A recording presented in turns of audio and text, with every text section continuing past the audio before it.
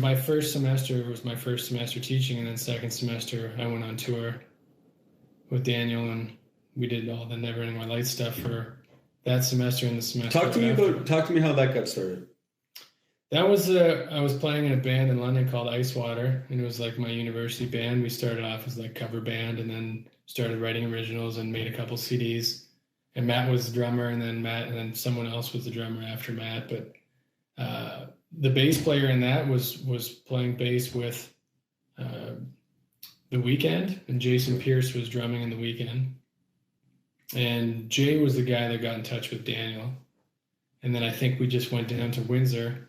It was just kind of like, I don't even remember the conversation, but it was very like, just like, hey, you want to come to Windsor and play on these tunes or something? And you know, I think we were just trying out the tunes in the studio. Like the CD was obviously like Daniel does everything, right? So yeah. The CD was already, or the album was finished. I'm trying to think, it must have been released at that point.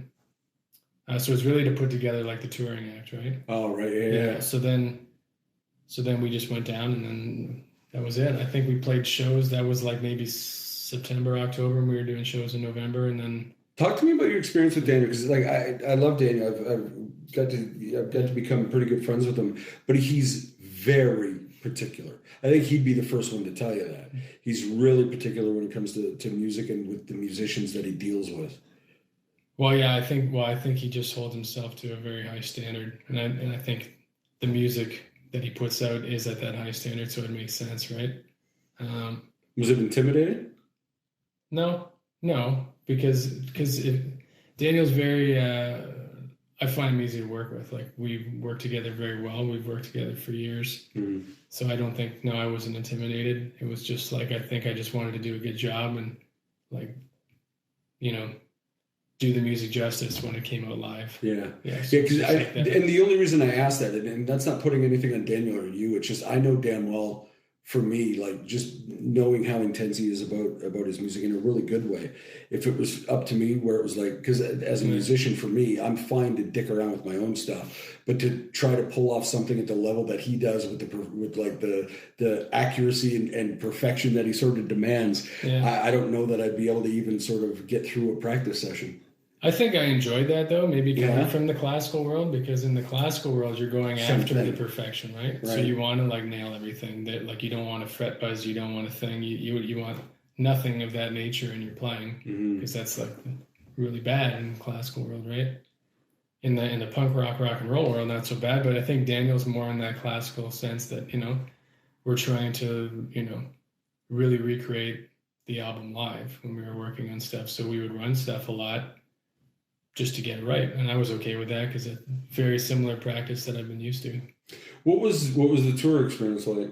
Because that was your first time out, right? Yeah, it was awesome. Yeah, super fun. It's amazing that you could put guys, you know, on a bus and go across the country, and like I knew Dave and Jay, but even Daniel and the other guys, like we just really got to know each other, and then we're out living together and touring. Right? So, but I mean, we got along great, and then it was a great experience. And then, playing arenas all of a sudden was pretty awesome.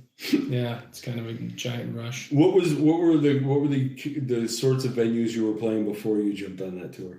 Oh, just, you know, the rock club scene, right? So it went from the rock club scene to, I think even playing a show in London at the embassy. Doing the embassy show, like, you know, I would have played there before, but then this time we played there and it was lots of people, you know? So a very different experience. And then going from that to, you know, El Macombo and being very full in Toronto. And then after that, playing some bigger, the arenas and stuff. AVB Podcast. Don't forget you can subscribe to our full audio episodes on Spotify, Apple Podcasts, or anywhere you find your audio podcasts. The full episodes, highlights, and our live off-the-floor performance videos can be found at our YouTube channel, and you can follow us on Facebook and Instagram at the AVB Podcast. Of course, you'll find links to our incredible sponsors and this week's guest in the description below.